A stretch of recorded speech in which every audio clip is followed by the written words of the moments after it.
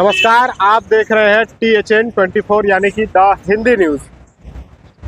तस्वीरों में आपको गांधी जी दिख रहे होंगे। गांधी जी अनशन के लिए जाने जाते थे। उनका हथियार था कि अंग्रेज भी भागने को मजबूर हो गए। आज लेकिन आज़ादी के 75 साल बीत जाने के बाद आप तस्वीरें देखिए। एक बुजुर्ग आज न्याय की गुहार में उसी गांधी जी के प्रतिमा के नीचे आज अनशन पर बैठे हुए हैं।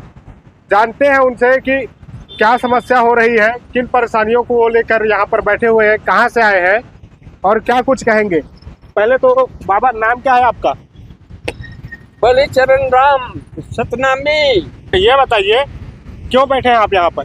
वो रास्ते के संबंध में बैठा हूँ। हमारे दरवाजे के सामने रास्ता है, मेन रास्ता है, ये पुराना रास्ता है, शायद बने की रूढ़िगत मार्ग है। वो उसको तहसीलदार ने पूरा हमारे पक्ष में आदेश कर दिया है। धीरे धीरे बात समझेंगे आपकी। कौन से मोहल्ले के रहने वाले हैं आप? मैं फटाम मुड़ा जूट मिल रायगढ़ बाजिनपाली का रहने वाला है। अच्छा, ये बताइए, आप यहाँ पर कितने देर से बैठे हुए हैं? आज 10 बजे से बैठा हूँ। उम्र क्या होगी आपकी? 81 वर्ष हो गया उम्र। 81 बरस हो गया। आँख से दिखता नहीं है, कान से सुनाई नहीं देता है। ये बताइए, 20 साल विगत 20 साल से लड़ाई लड़ रहा हूँ, लेकिन राजनीतिक पहलू के कारण ये नहीं बनने देता। क्या राजनीतिक दबाव आ रहे हैं? क्या हो रहा है? समस्या क्या हो रहा है? कोई नहीं सुन रहा है। बट तहसीलदार महोदय को दिया, SDO महोदय को दिया, कलेक्टर महोदय को दिया, पुलिस वरिष्ठ अधीक्षक को दिया, नगर पुलिस अधीक्षक को दिया, नगर पालिका को दिया। कहीं जब नहीं न्याय मिली मेरे को तो मैं अनशन पर बैठा हूँ। अब क्या चाह रहे हैं आप? क्योंकि जो जमीन है कि हमारा रास्ता बन जाए तभी मैं यहाँ से उठूंगा, नहीं तो यहाँ से उठूंगा नहीं। हमारा अनशन पर रहूंगा जब तक। कौन कब्जा कौन क्या है? किससे परेशान है आप? ये रसिक लाल विद्याधर साहू और तो रसिक लाल और सामाजिक तत्वों को लेकर के उसका पूर्ण समर्थन पटवारी, ममता पांडे, ललिता सिदार RI और पार्षद, ये सब मिल करके अपना रोक दिए हैं, नहीं बनने देना। कौन है पार्षद? कौन है आपके क्षेत्र के? पार्षद है रत्थू जायसवाल। अच्छा, हाँ, काम उनके पास के नहीं गए थे? उनके पास गया था। क्या बोले? बनवाऊंगा बोले थे, नहीं बनवाए। अच्छा, राजनीतिक संरक्षण की बात कर रहे थे। कौन राजनीतिक संरक्षण? राजनीतिक संरक्षण तभी तो नहीं बन पा रहा है। वो जा करके मना कर दे रहे हैं।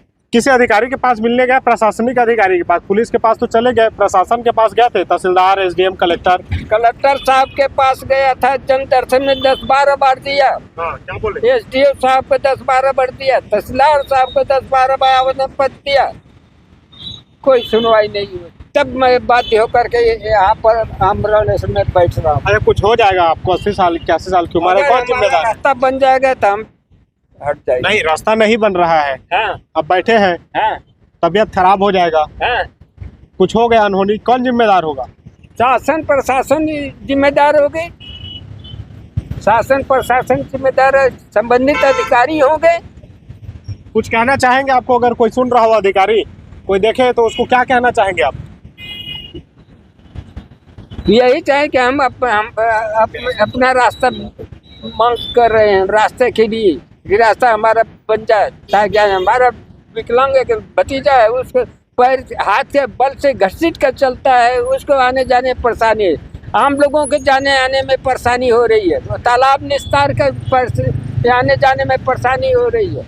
ये जानकारी प्राप्त हुई है और उस संबंध में मैंने जो संबंधित प्रकरण है उसके सहित संबंधित तहसीलदार साहब को मैंने आहूत किया था अपने ऑफिस में। तहसीलदार साहब के द्वारा ये ब्रीफ दिया गया कि उस व्यक्ति के द्वारा दूसरे व्यक्ति की निजी भूमि में रास्ता मांगा जा रहा है, तो नियमों के अनुसार वैसा दिया जाना संभव नहीं है। परंतु उन्होंने किस आधार पे अपनी डिमांड की है और किस कारण वो रास्ता चाह रहे हैं, उस संबंध में प्रकरण का एक बार अवलोकन फिर से करना होगा। मैंने पूरे डॉक्यूमेंट्स मंगाए हैं और उनको समझाइश देने के लिए मैंने तहसीलदार साहब को और अतिरिक्त तहसीलदार मैडम को मैंने आदेशित भी किया है। हम ये प्रयास करेंगे कि जो उसमें नियमों के अनुसार संभव हो हम अवश्य उनकी मदद करें। ऐसा बिल्कुल नहीं है कि हम उनका सपोर्ट नहीं कर रहे हैं। निरंतर उनके आवेदनों पर जांच की गई है। मैंने 3 प्रतिवेदन देखे हैं, उनके आवेदन पे एक्शन हुआ है। कई बार ऐसा होता है कि अनुतोष दिया जाना जो व्यक्ति चाह रहा हो वो नियमों में संभव नहीं होता, तो इसलिए अधिकारी वो नहीं कर पाते हैं। परंतु फिर भी ये बात उनको समझा करके उनसे रिक्वेस्ट करेंगे कि वो इस प्रकार प्रदर्शन ना करें और अपना अनशन शांतिपूर्वक ढंग से समाप्त करें। Thank you.